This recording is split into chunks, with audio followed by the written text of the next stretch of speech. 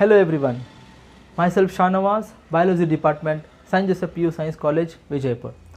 Students, in the last video we have discussed about one of the phylum, that is phylum Porifera. So in that we have seen how the pore bearer animals shows its general characteristics and all.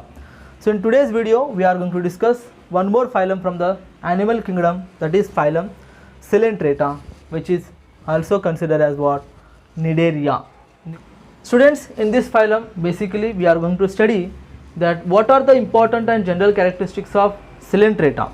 Okay, so basically the number of species of this group of animals on the earth, there are about 10,000 species are there on the earth, students. So basically the animals of the Coelenterata are found on the earth, near about 10,000 species are there. So this Coelenterata word was given by, the term Coelenterata was coined by the scientist called as what? Leuckart. Students, he is the scientist who gave the term Coelenterata, or you can say the Cnidaria. That scientist name is what here? Leuckart. And the study of Cnidaria is called as what? Cnidology, we call, students. Cnidology. Cnidology is nothing but the study of Coelenterata or Cnidaria. So let's look on its general characteristics, what important general characteristics it is going to show, students. Okay, yeah. So first one, these are aquatic forms. So basically aquatic indicates what here? As usual, present inside the water. They live throughout their life inside the water. Mostly marine. Marine indicates the word ocean water, sea water, and some of them are even present in the freshwater forms.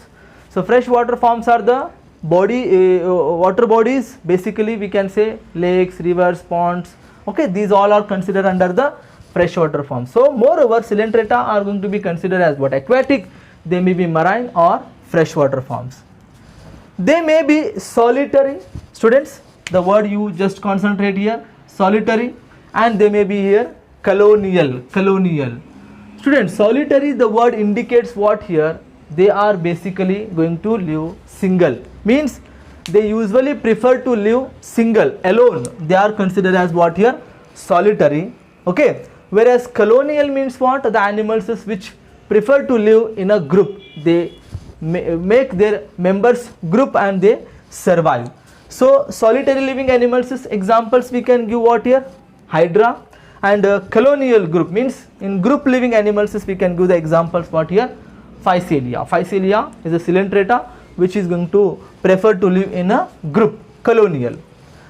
Their body is diploblastic. Students, you already aware about this word diploblastic.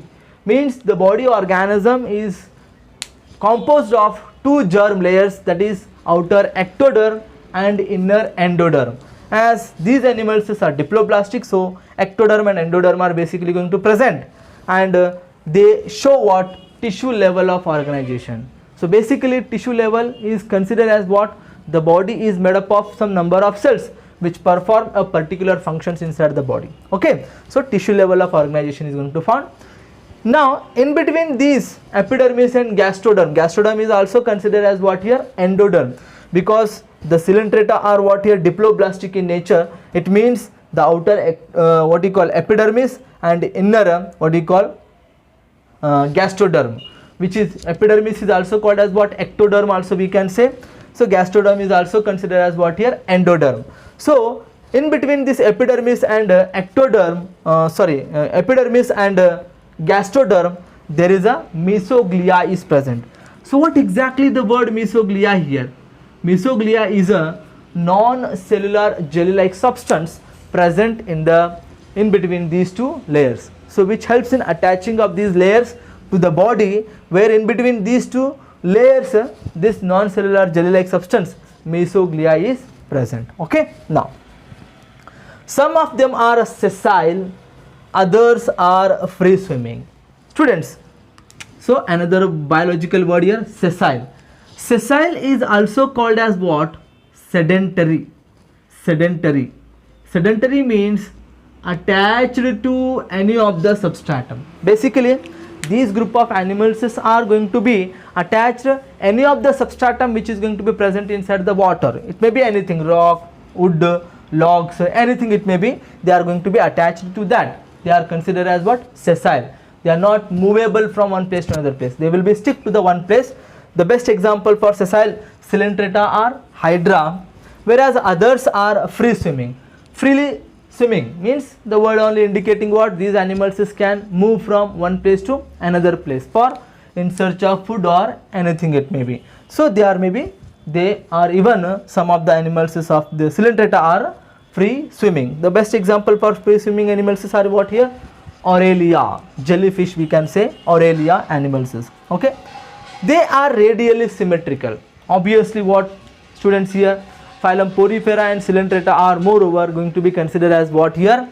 The radially symmetrical. So body can be cut into two equal halves by any plane is considered as what here?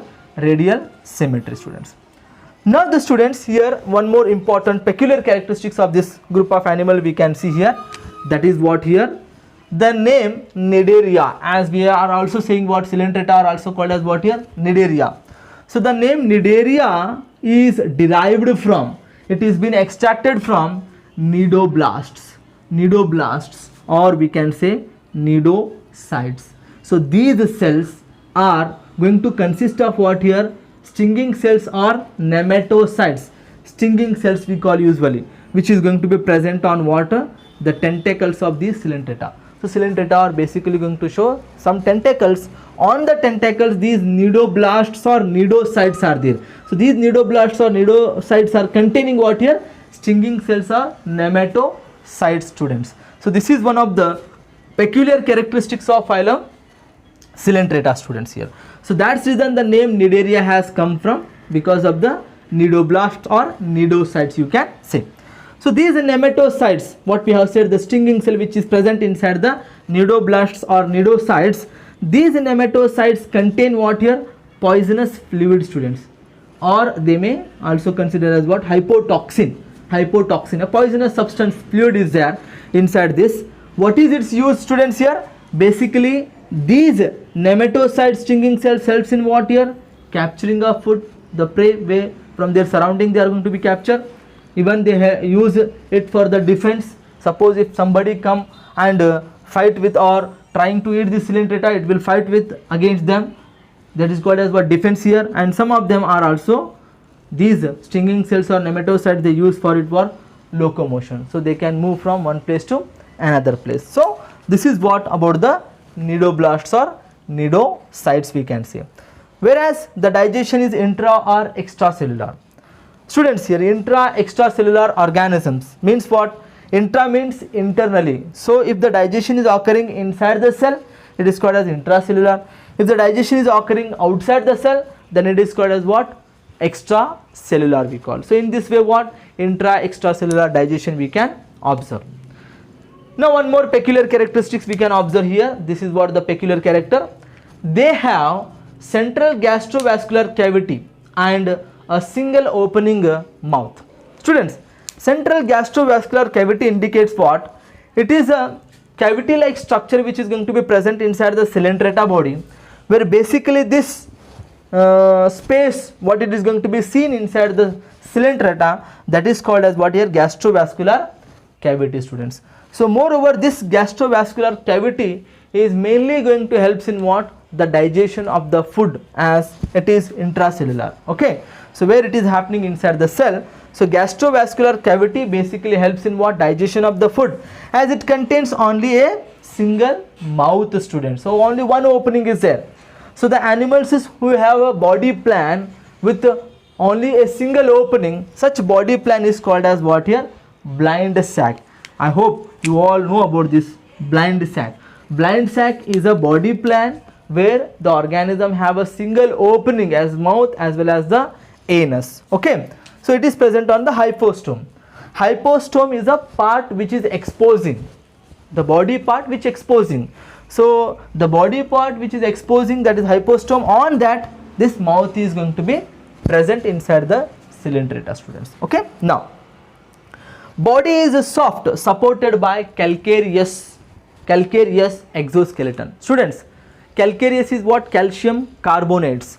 Even some of the examples of these Coelenterata like corals we are going to get. These corals are basically made up of what here? Calcareous substance. Calcareous is what? Calcium carbonate. So their exoskeleton means what here? External body is basically composed of skeleton, which is mainly going to made up of what you call the calcium carbonate. It is mainly made up of calcium carbonate. Now, exchange of gases and also excretion is mainly occurs through the body surface.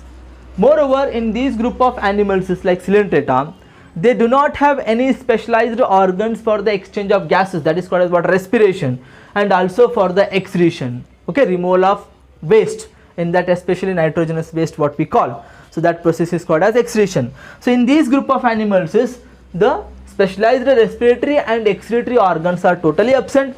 That's reason it is going to respire, means exchange of gases.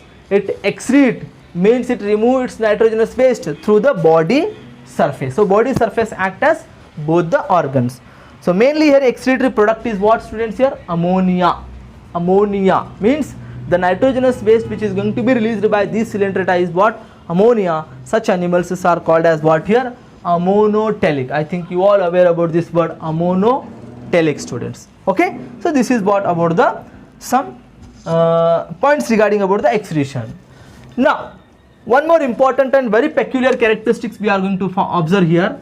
Coelenterata have two body forms. So basically the animals of these Coelenterata is going to show two what you call body forms or body plans, students. Okay, one is going to be called as what here? Polyp, and the another one is called as what here? Medusa. So polyp and medusa are the two body forms where basically they have some what you call morphologically they are very much different than one another. How it is? Let's see. So polyp body form animals are basically the body is cylindrical. Their body is completely cylindrical in shape and they are sessile. So cylindrical body structure is cylindrical, where sessile means they are going to be basically attached to any of the substratum. They are going to be present in the same place. They are immovable, cannot move from one place to another place. Okay, and they may be solitary or colonial. So polyp animals may live solitary, single, or even they may also live in a group. They make their own group. Okay, so the best example we can give what here? Hydra. Hydra throughout the life is in polyp stage. It is going to show the polyp body form.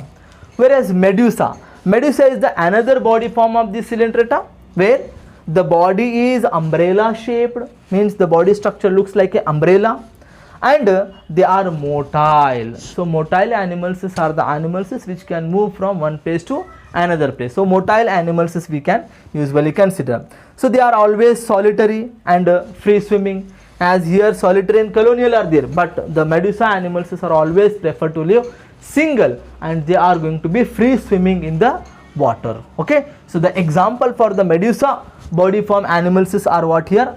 Aurelia, or we can say the jellyfish. So in this way what? The two different animals we can see, polyp body form animals and Medusa body form animals. But some exceptional cases in the Coelenterata we can see. Some of the animals are there who show both body forms.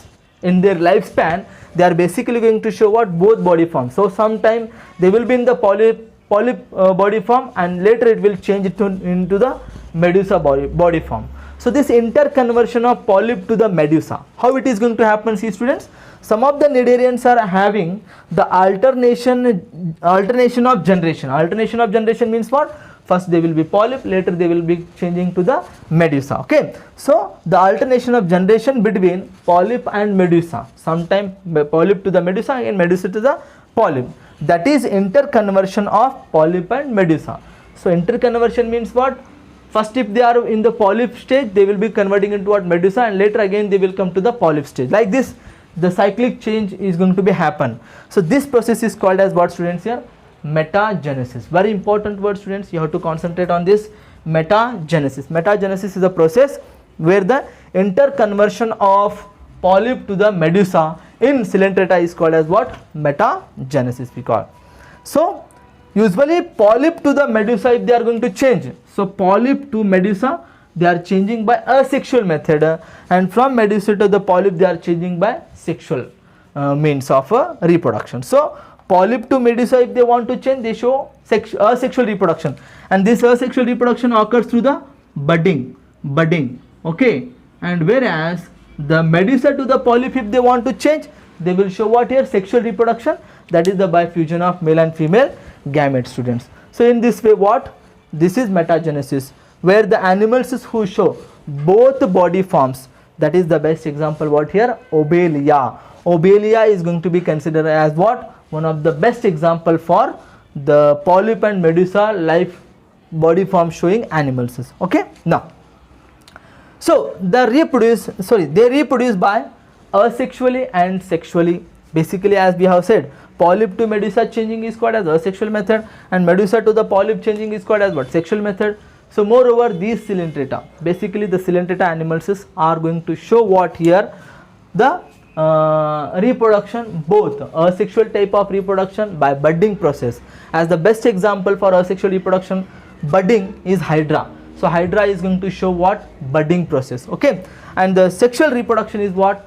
By the transformation of gametes, by the fusion of male and female gamete, they moreover show their process of reproduction.